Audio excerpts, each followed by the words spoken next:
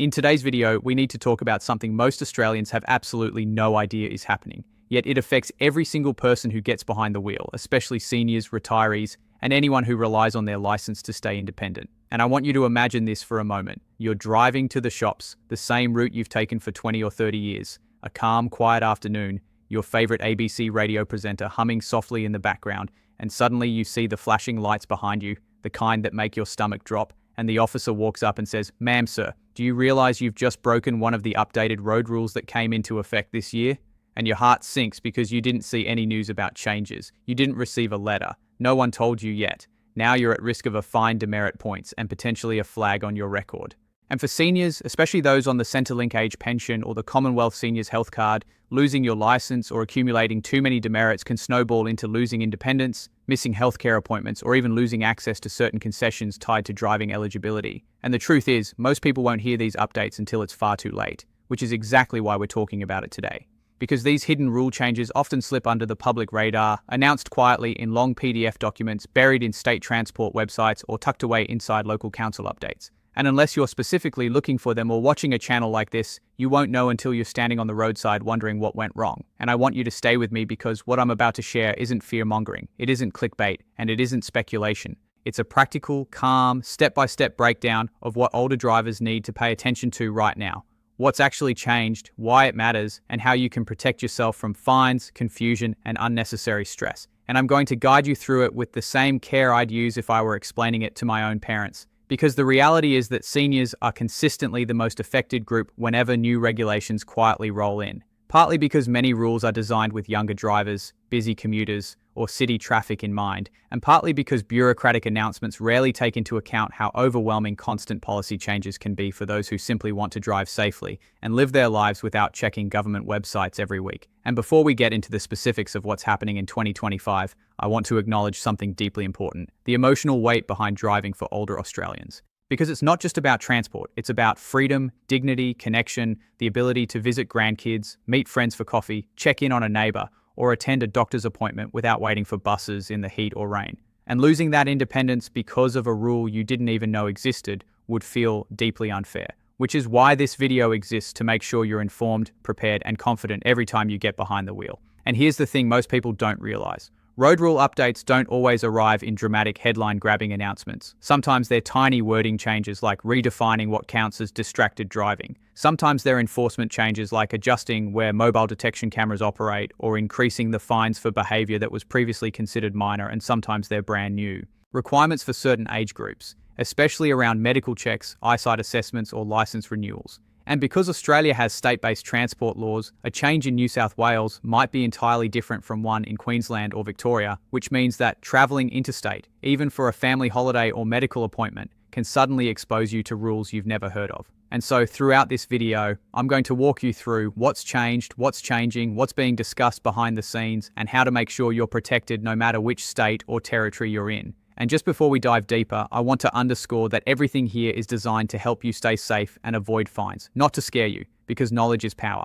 And once you understand these updates, even the hidden or easily missed ones, you'll drive with a calmer mind and a clearer sense of what's expected of you on the road. And speaking of hidden updates, let's begin with the one catching the most seniors off guard this year. Something that seems incredibly simple but is tripping up thousands of drivers across New South Wales, Queensland, Victoria, and Western Australia. The updated rules around stopping at pedestrian crossings when the pedestrian hasn't yet stepped fully onto the crossing but is showing intention, a phrase that sounds vague but now has enforcement behind it. Meaning that even if someone is just edging forward, holding a cane, hesitating at the curb, or lifting a foot toward the zebra crossing, drivers may now be required to stop fully. And the reason this matters is because older drivers are more cautious, more defensive, and often more likely to slow down anyway. But the updated rule isn't about slowing, it's about stopping completely. And failure to do so has resulted in fines that older Australians have described as confusing, unfair, and unexpected. And while this rule exists to protect pedestrians, especially elderly ones, the lack of clear communication has left many drivers stunned when they receive a fine in the post. So I'm going to explain how to interpret pedestrian intention clearly later in this video. But first, we need to touch on the second major update, the expansion of mobile phone detection cameras and how they're now being used not just for handheld phone offences, but for broader distracted driving enforcement, including touching a screen mounted on your dashboard, interacting with certain car controls, or even being caught with a phone resting on your lap.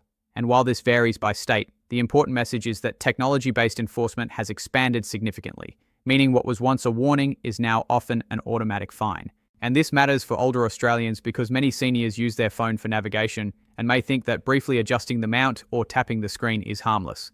But under newer interpretations, that simple action can be considered an offense. And again, we're going to break this down in depth, including what is allowed and what isn't, because I want you driving confidently, not anxiously. And the third hidden update, perhaps the one most directly affecting retirees, is the tightening of medical fitness to drive assessments, which has already changed in several states, requiring more frequent reporting of conditions that might impact driving. And while this is done for safety, the communication around these changes has been confusing at best, leaving many seniors unsure about what needs to be reported when assessments are due and whether a temporary health issue could put their license at risk. And throughout this video, I'll show you exactly what's expected, how to prepare for these assessments, and what rights you have as a driver.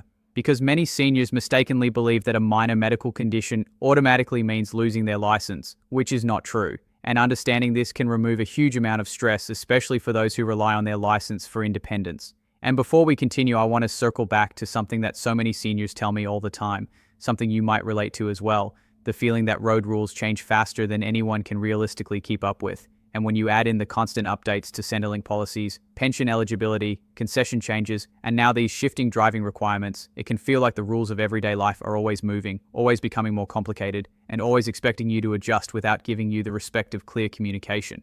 And that's exactly why this video matters so much, because these hidden road rule updates don't just affect your license. They affect your livelihood, your independence, your confidence on the road, and your ability to move through your community without feeling like you're one mistake away from a fine or a suspension. And as we move deeper into these updates, I want you to keep something in mind. This is not your fault if you haven't heard about these changes. Because the truth is, most announcements are made quietly, often months before implementation, tucked away in government statements or long technical documents. And the burden is unfairly placed on everyday drivers to somehow know every detail, even when the government does a poor job explaining it. But today we're fixing that together. And now I want to take you into another change catching so many older Australians off guard: the updated rule around giving way at roundabouts. Specifically, the clarified requirement to give way not just to vehicles already on the roundabout, but to vehicles approaching from certain angles that indicate imminent entry. A phrase that again sounds vague, but is now being used in enforcement, meaning that if a car approaching from your right is even slightly positioned toward entering, even if you believe you have time to proceed, you may now be required to stop, or at least significantly delay your entry. And this is where a lot of seniors get caught, because many of you learned to drive at a time when roundabouts were simpler, clearer, and far less crowded. And now with modern road designs, complicated multi-lane roundabouts, and unclear signage, it feels like the rules are shifting underneath your tires. But here's the reassuring part. Once you understand how enforcement officers interpret imminent entry, you'll instantly be able to judge the situation better and avoid the fines that thousands of unsuspecting older drivers have received in the mail. And speaking of mail, it's important you know that more states are now using camera-based roundabout monitoring, something almost no one talks about, which means even if an officer isn't present, the cameras are doing the watching for them. And a split-second decision can result in a recorded offense without you ever being pulled over. And this feels unfair because how can you correct a behavior you don't know you did if no one stops you to explain it? But that's why this video is going to give you every tool, every detail, and every explanation you need to stay safe from these unexpected fines. And now let's talk about another update that has massive implications for older drivers, especially those who live in regional or rural areas. The revised rule around slow driving and keeping left on multi-lane roads, because many states have strengthened the requirement that slower vehicles must keep left unless overtaking. And while that sounds simple, it is affecting seniors disproportionately, because many older drivers prefer to stay in the middle lane for comfort, safety, or visibility. Yet new enforcement measures now target drivers traveling significantly under the limit while not keeping left, even if they believe they're driving safely. And this is especially concerning for those who drive more cautiously for medical or age-related reasons. But don't worry, we're going to go through how to comply without feeling pressured to drive faster than you're comfortable with, because safety always comes first. And no rule should force you into a situation that makes you feel unsafe. And I want to emphasize this because too many seniors feel bullied by aggressive drivers who tailgate, flash their lights, or pressure them to speed up. And that behavior is never your fault. But understanding the updated lane rules will help you stay compliant while still prioritizing your comfort and safety. And now we need to talk about one of the most misunderstood rule changes of the year: the updated laws around indicating when exiting a roundabout, especially in states like New South Wales and Queensland, where enforcement has increased dramatically. And older drivers often tell me they were never taught this rule when they learned to drive decades ago. And that's true because the requirement to signal when exiting didn't exist in earlier generations. Yet now, failing to signal properly can result in fines even if you do everything else correctly. And officers are becoming stricter about the expectation that you must signal left as you exit, even on small single-lane roundabouts where it feels awkward or unnecessary. And while that might sound frustrating, the good news is you can master this rule quickly once you understand the timing and logic behind it. And later in this video, I'll walk you through exactly when to signal, how long to hold it, and how to avoid confusion when other drivers aren't signaling properly themselves, which we all know happens far too often.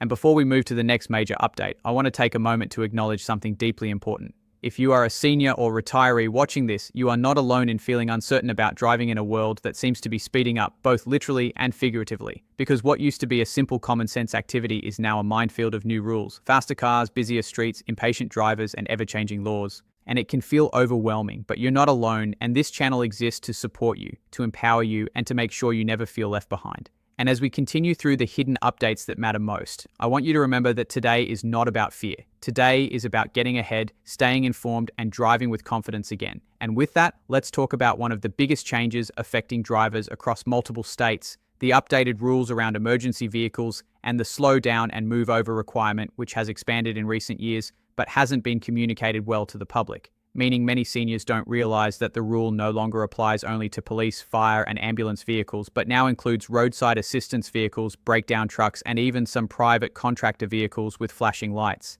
And the requirement to slow to 40 kilometers per hour when passing can vary depending on the state, the road type, and the direction you're driving. And failing to comply has led to massive fines for unsuspecting drivers, many of whom were simply trying to drive safely and didn't realize the lights applied to them. So later in this video, I'm going to break down exactly what kinds of flashing lights matter, what speed you need to drop to when you must change lanes, and how different states enforce this rule differently. And once you understand it, you'll instantly avoid one of the most common fines issued to older drivers.